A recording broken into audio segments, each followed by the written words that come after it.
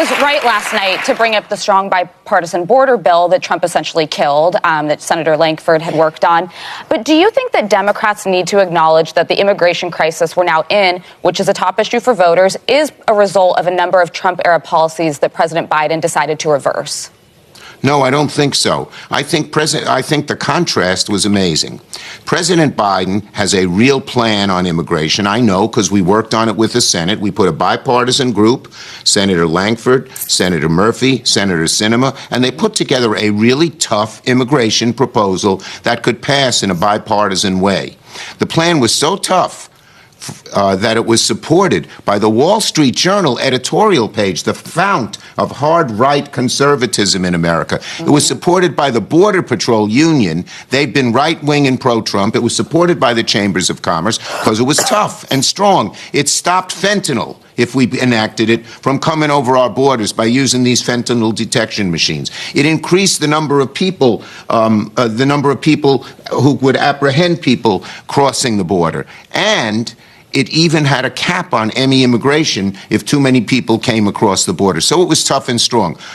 A lot of Republicans liked it at the beginning. When they were shown to it, they said, I'm amazed. Democrats are really moving in a tough, strong direction on border. And then Donald Trump, their leader, said, I don't want him to do anything on the border. I want it to stay a crisis for a whole year so I can win the election. Can you imagine the nerve, the chutzpah of this guy? Here they say the border's an emergency, that we better fix it. Here we have a plan that fixes it in a bipartisan way, and Trump says, hold it out for political advantage and let this so-called crisis fester for another year. Ridiculous. Trump's the loser on this, and I'll say one more thing. Before we came up with this plan, and I was very proud to help put it together and push it, Democrats were on their back foot on immigration. Now we are on our front foot. We are saying we have a bipartisan plan. They don't want to solve the problem. They just want rhetoric. And guess what? There's a poll in the Wall Street Journal, hardly another liberal publication, today that said Americans side with what we're doing. So we have totally reversed this border issue. We still have to answer some questions, but now we're on our front foot, not our back foot. Now, you said that you and other fellow Democrats walked out of the room last night exhilarated, and the Republicans were sad and sullen and upset. Tell us about that. Yes. Well, look, anyone who watched that speech saw that America is strong and Biden is strong. Mm-hmm. And if you watch that speech, you'd have no doubts, Joy, no doubts that Biden is going to win this election and then have a great second term where he helps the middle class. I hope you're right.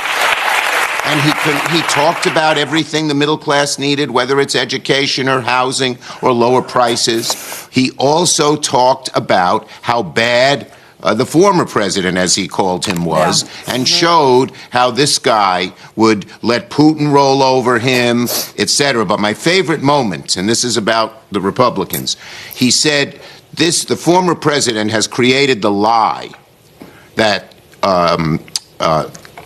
January 6th was not an insurrection. You know it was an insurrection. And he said, and he pointed to the Republican senators sitting there and the Republican House members and said, and you know it's a lie, even though a lot of you follow it.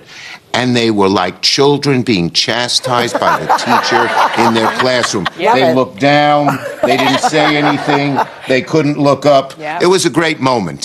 So Joe Biden showed who he is. You know, I've known him for a long time, obviously. I've been in the Senate and the House. And this is the Joe Biden. And his passion was real. He's from the middle class. He cares about the middle class. His family struggled in the middle class. So this is the real deal, and people saw it.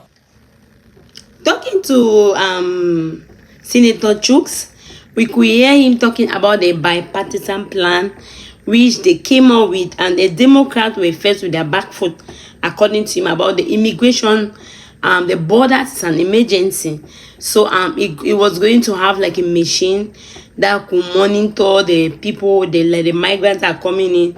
They're going to have a certain number of people that can cross in. The machine can detect them. It was so useful, that bipartisan plan that they did, the policy, they came out with it, and the Republicans felt like some of them like it at first.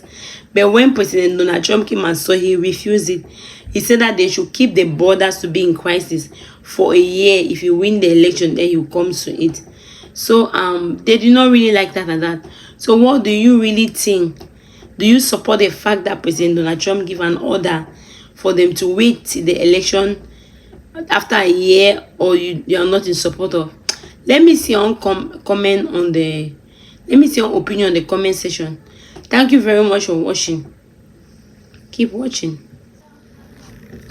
They went ahead and talk about President Biden in the State of Union, how he did so great. According to Senator Chooks, he was very impressed with what Joe Biden was saying, and Joe Biden listed, especially about the middle class.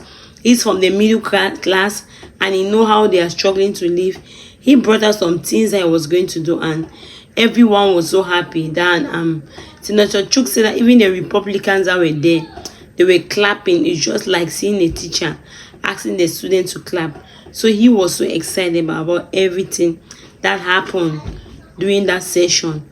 About the State of Union, President Donald Trump, President Biden brought us some very, very, very important messages, some very important aspects about the country, and he was so excited. So actually, what do you think? Do you think President Biden is going to win because the State of Union? Because everybody just saying you did so good, they say you did so good. Let me see your opinion in comment section. Looking, they talk about Mitch McConnell, who just left the Senate and resigned it. According to them, he endorsed Donald Trump. So and Donald Trump has insulted his wife many times, and they don't know why he would endorse such a person. Even about Ted Cruz, also President Donald Trump insulted the wife that the wife is not looking attractive. But apart from that, all of them are by the side of President Donald Trump. So Sarah was really asking, what is the matter about this? Asking the senator, so what is really happening? So he said he doesn't really understand, and they are still looking to look, and then they are wishing for a better president, not a president like Donald Trump, because those other people don't really know what they are doing according to him. So what do you really think? Do you are you against that President Donald Trump? Mitch McConnell could have not endorsed Donald Trump, and Ted Cruz also could have not been on the side of Donald Trump because Donald Trump insulted the wife. Or you think all that was just politics, they think on the other side? Let me see your opinion on the comment section. Keep watching. Thank you very much for watching. If you have not subscribed, hit subscribe and help share the video. God bless you.